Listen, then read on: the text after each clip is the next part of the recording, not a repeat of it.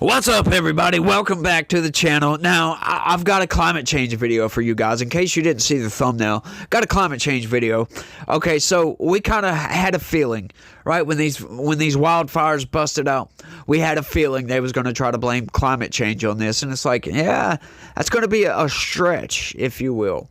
And you know, when you put in conjunction a climate zealot, and then you get the corporate press over here wanting to manipulate everything to push that climate zealotry, if you will, their agenda, you get a pretty bad set of logical statements.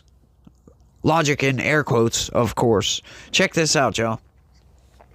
LA fires were larger and more intense because of planet warming pollution study suggests. Oh, wait, hang on.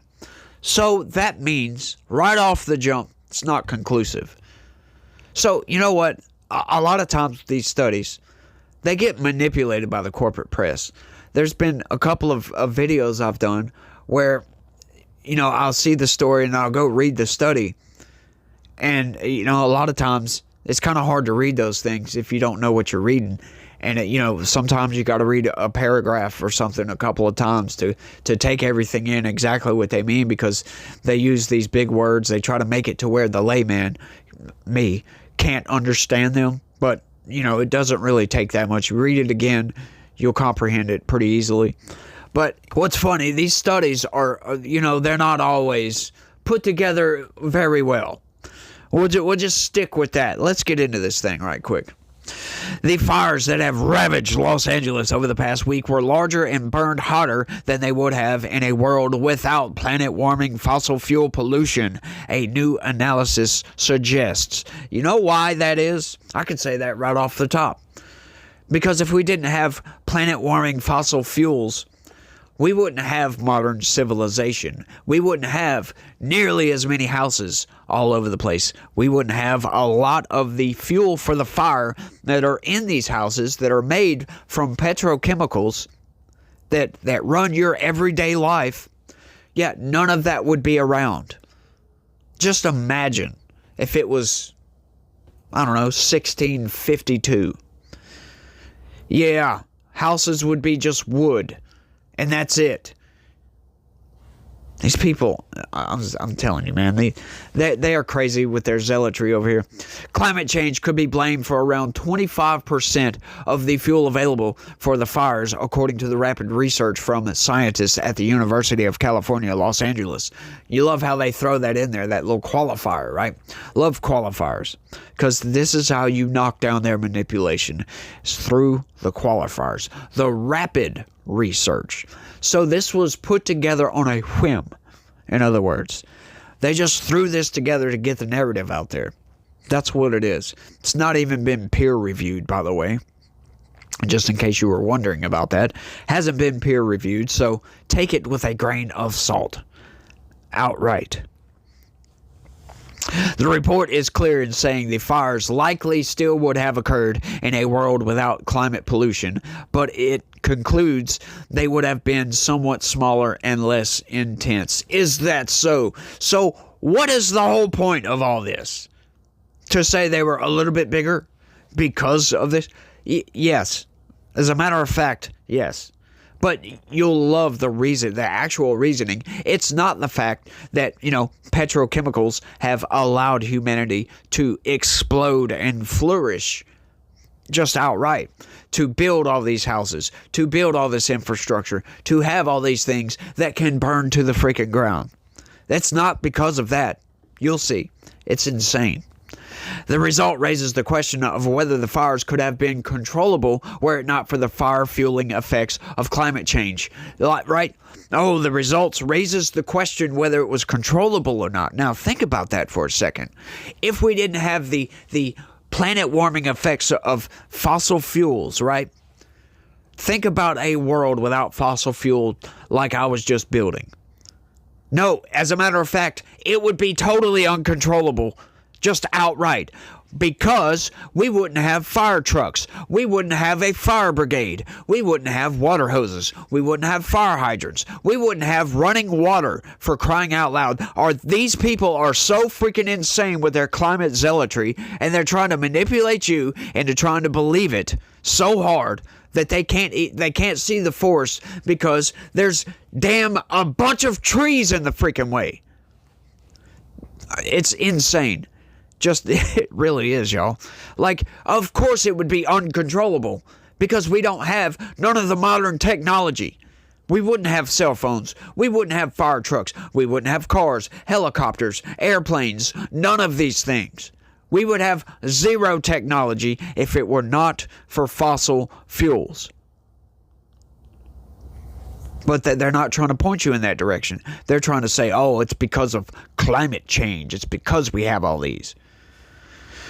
12 fires have ignited in the Los Angeles area since January 7th, when a once-in-a-decade Santa Ana windstorm blew across Southern California's drought-parched landscape. Since then, more than 60 square miles have been charred and more than 12,000 structures have burned, such as homes, businesses, sheds, and garages. What else would it be?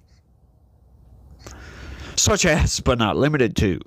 4 days after they began, the Eaton and Palisades fires had grown enough that CAL FIRE ranked them the first and second most destructive in Southern California history. Some of the climate-related factors that contributed to the increase in available fire fuel were the excessive moisture of previous winters, Southern California's abnormally warm summer and fall, and a severely delayed rainy season so far in the winter of 2024-2025. 2 winters in a row, downtown Los Angeles recorded twice as much rain as a normal winter, researchers noted. Hang on, so it's twice as wet? Yeah, you see where this is going yet? I'm sure you guys are following, right? This in itself is a calling card of human-caused climate change. Get that.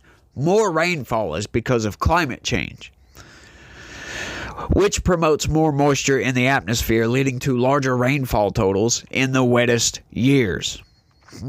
This is all sounding really, really poignant, if you ask me. The rain spurred the growth of substantially more grasses and shrubs than normal. The vegetation in the Los Angeles region was among the greatest since 2000, they noted.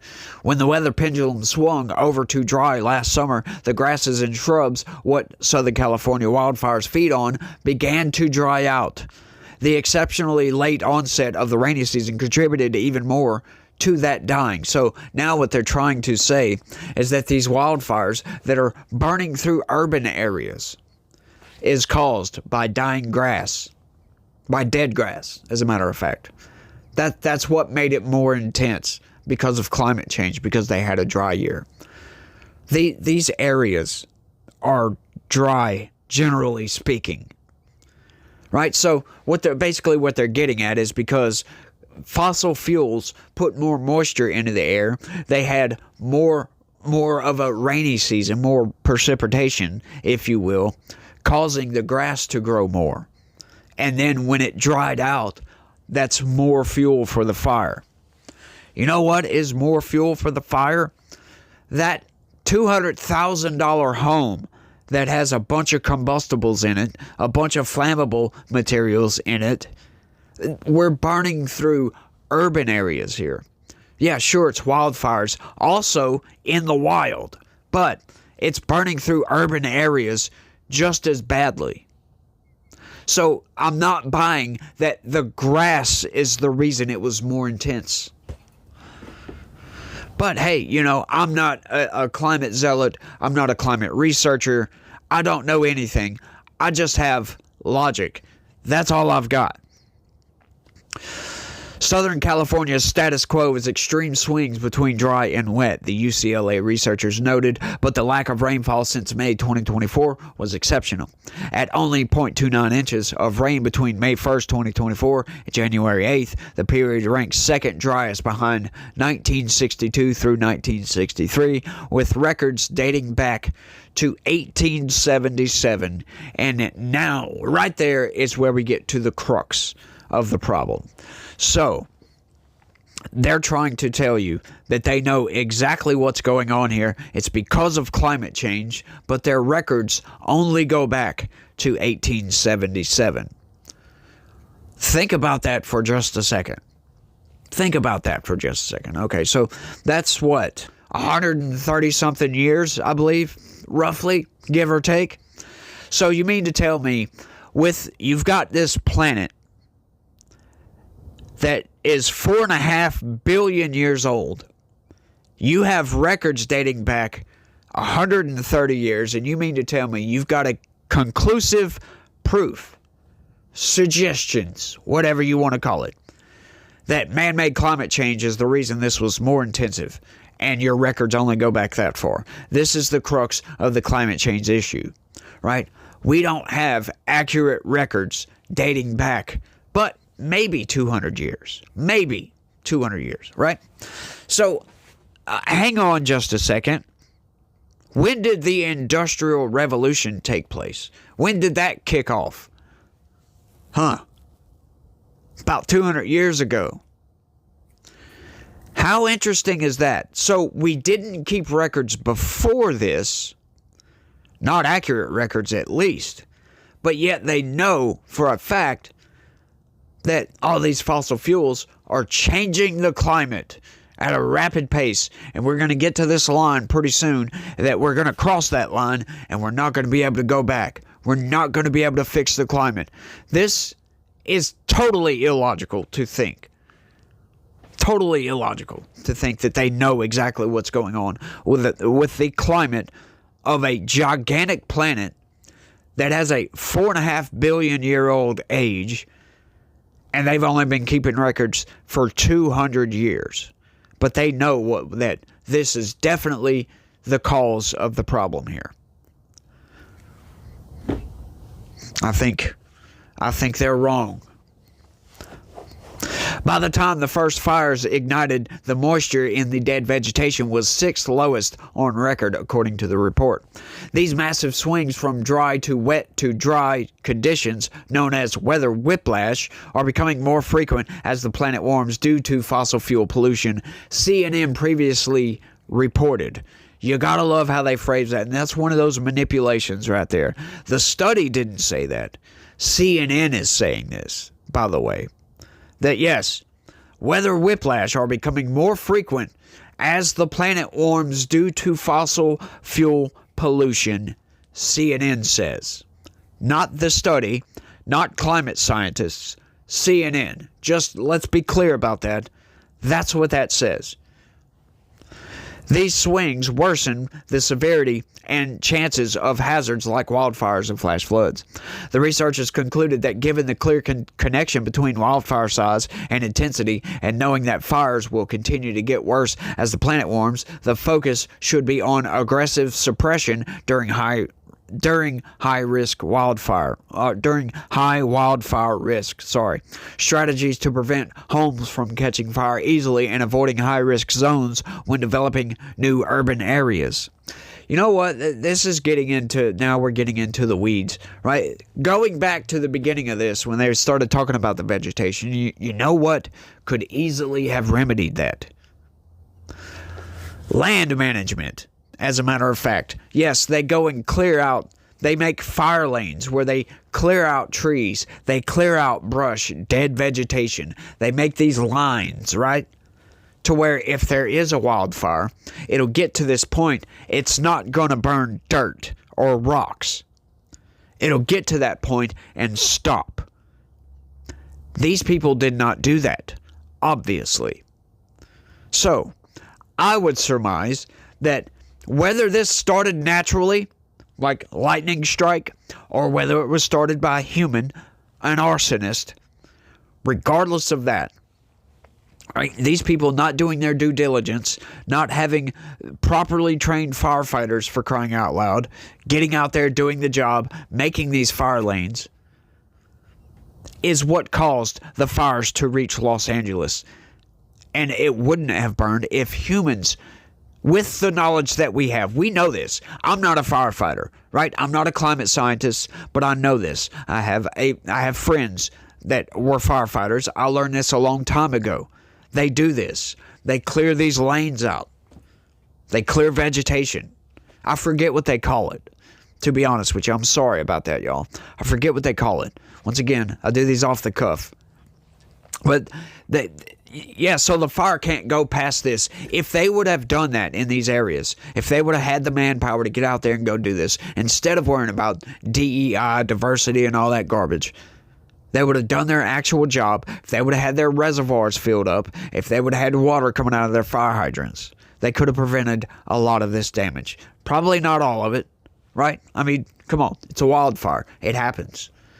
But some of this can be prevented, especially in urban areas. Most definitely in urban areas. You can prevent stuff like this from taking place. Or at least, you can prevent the spread of these things. They're just insane. They're just trying to make you believe the climate is the reason for all of this. Oh, it's the reason it was so bad. No, the reason it even got started in the first place is human error. Right? Human error causes a lot more problems than climate change. Let's keep going. January is typically Southern California's second wettest month. February is its wettest. The forecast for Los Angeles suggests the prospects of a completely dry January. At the very least, below normal rainfall is expected to persist into February. You know what's funny about all this, too? This is the last paragraph. This is something that CNN absolutely left out of this, that I had to go through a whole different website and read this same story that they printed out to get this information, right? Like I said, I always read several stories, or the same story, from several different sites, just for stuff like this. Check this out, y'all. This is from a totally different, it's actually a local KQRE or something like that, some TV station. Check it out. This is how they ended their article on this. However, there is no observational evidence that wintertime storms in California or the atmospheric moisture transports feeding the strongest of these storms have intensified to date, making the degree to which climate change has promoted the high precipitation totals in 2023 through 2024 highly uncertain this time, they wrote. So what does that mean? That was all for nothing. Thank you. Have a nice day. These people they're just insane, and they just want to promote their climate religion, and they want to convert you to their climate religion. It's like how a Christian will come up to you. As a matter of fact, I'll do it right now. You need to turn to Jesus. Jesus is the only one that's going to save you. I'm just saying. That's what they're trying to do with this. They're trying to turn you over to their climate religion. You don't have to be a climate zealot to think that, yes, maybe we need to be good stewards of the planet, but I'm not buying your garbage, because it's not rooted in reality. It's not rooted in scientific fact, right? A lot of the climate change scientists, the people pushing this, it's conjecture based on the data. The data is not conclusive, by the way. In case you didn't know, it's not conclusive. Scientists, they get the data, they look at it, they conclude one thing. Somebody else can get that same data and conclude something totally different. And that's where I'm at. I've seen a lot of the data, and I've concluded that, yeah, sure, we might be changing the planet, but it's not nearly as bad as they think it is. Right? Plus, I honestly, I believe in human ingenuity. We invent things. That's what we do. I do believe we can innovate our way out of climate change. Right? We have plenty of time to do so, as a matter of fact. We have loads of time to do this, and I think we will. I don't think we're going to be driving internal combustion engine cars for that much longer. It's all going to be electric one day. That's what we're moving towards. Sustainable fuels, sustainable energy, sustainable everything. But we're not there yet. But these people, they want to push us in this insane direction. All right, they want just civilization to just totally collapse for some reason. Once again, you got to look at some of these people and look at their agenda. Most of these climate religion people, they have the same agenda as the global government people. The World Economic Forum types, the Davos types, these people, they want the United States to burn to the freaking ground. Not literally, but they want us to crash so they can rebuild it anew with their 15-minute cities so you can live in the pod and eat the bugs. Well, I'm not about that. I'm all about human flourishing. I'm not trying to put people in a box and feed them garbage. That's not what I'm talking about over here. We can get ourselves out of this. We've got ourselves out of sticky situations before, and we can get it out with this one. We have the technology. That technology just needs to progress a little bit more, and we'll get there, folks. We'll get there. Don't let these people fool you into thinking that climate change is we're gonna cross some line, some relativistic line over here, and that we're all gonna be screwed after that, and there's no going back. I mean, that's the phrase, right? That's the line that they give you. We're gonna cross this line, and that's it, y'all. We're doomed. We're doomed. It's utter garbage, just outright. But I think I've rambled on for long enough on this one. I want y'all to let me know what y'all think about all this down in the comment section. That's all I got for this one. I want to thank everybody for watching, and y'all try to have a good day. Stay legitical. Peace.